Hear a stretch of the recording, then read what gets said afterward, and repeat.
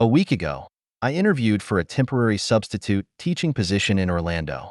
I hold a PhD in humanities and social sciences and wanted a change from my previous job.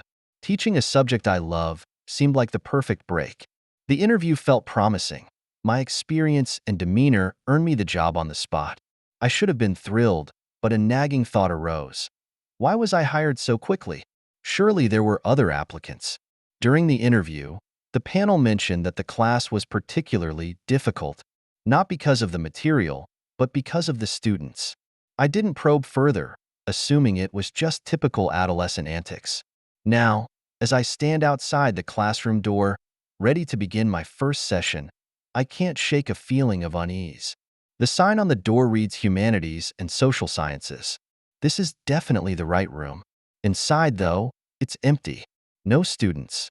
I glance at the clock and decide to wait. It's not unheard of for teenagers to be late, after all, but 5 minutes pass. Then 10. Still, not a single student. Just as I prepare to leave and inform the administration, I hear a faint noise in the hallway. Finally, the door swings open and a student enters. Something about the movement catches my attention. It's unnaturally rigid, almost mechanical. Then, one by one, more students file in, moving with eerie precision. 20 in total. They march in synchronized steps, each sitting down in unison, opening their notebooks and staring at me. Their wide, unblinking eyes are unsettling, but I convince myself this is some elaborate prank. All right, let's get started, I say, trying to mask my nervousness. Reaching for the attendance sheet on the desk, I find it completely blank. No names, no grades, nothing. Odd, but I figure I can ask for their names directly. Give me a moment, I say, searching through other papers on the desk, but every file is empty. No lesson plans, no records. The chill in my spine intensifies. Something feels wrong. I decide to step out and speak to the headmaster. I'll be right back, I tell the students, walking quickly to the door. But as I reach for the handle, it vanishes. One moment, it's there, solid, real. The next, my hand grasps empty air. My stomach drops. I don't dare turn around. A suffocating sense of malice fills the room, pressing against my back like a tangible force. Mr. Owens, a voice says, breaking the silence. It's one of the students, though the tone is cold, robotic, and emotionless. Let's pick up where Mr. Turner left off. I turn, my heart pounding. The students remain seated, but are staring with an intensity that makes my skin crawl. Where did he leave off? I stammer, trying to keep my composure. No one answers. Instead, the silence stretches on, oppressive and deafening. I glance toward the windows, hoping for some escape. But outside isn't the schoolyard I had seen earlier.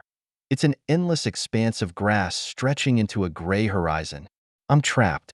The clock ticks down, showing 20 minutes left in the period. My eyes dart to one of the open notebooks on a desk. Against my better judgment, I read the words written inside. Mr. Owens teaches the flavor of fear and hopelessness. My breath catches. Beneath the title, a detailed account describes my actions so far. The growing doubt, the attempt to leave, the rising fear. My terror deepens as I read. His fear feeds us. It makes us stronger. Soon, we will consume him. I shove myself back against the wall, trembling uncontrollably. The students' faces begin to distort, their eyes stretching unnaturally wide, their mouths twisting into grotesque grins. Drool drips from their chins as their hands claw into the desks. Slowly, they stand, all in perfect synchronization. Step by step, they advance. Their expressions are predatory, ravenous. My mind screams for me to move, to run, but I'm paralyzed by fear. The clock ticks louder. 10 minutes left. 5. The students are mere feet away now, their grins splitting wider as if anticipating their meal. And then, the bell rings. As if flipped by a switch, the students stop. They turn in unison and walk out, one by one, without a word. The door reappears as the last student exits. I don't waste a second. Bolting for the hallway, I run until I'm outside the school, gasping for air. Later, I check online. The school still stands, and the position I vacated is listed once again.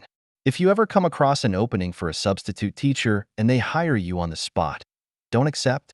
If you already have, don't show up. And whatever you do, never, ever enter that classroom.